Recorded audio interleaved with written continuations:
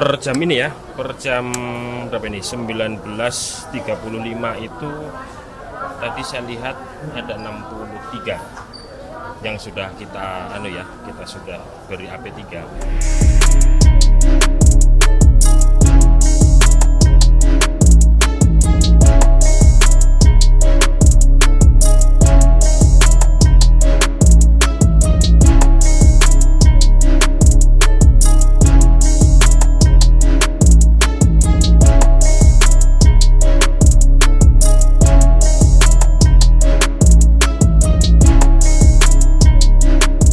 Registrasi baru kita upload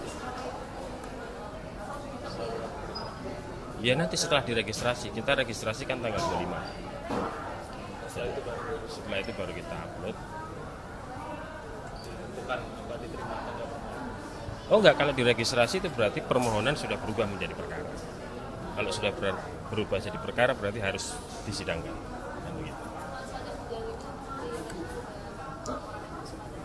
Per jam ini ya, per jam berapa ini? 19.35 itu tadi saya lihat ada 63 yang sudah kita kita sudah beri AP3.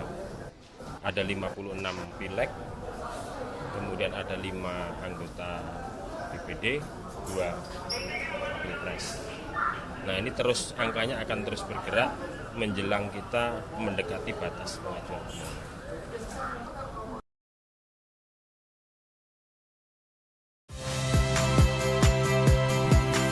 Saya Tifa Solesa.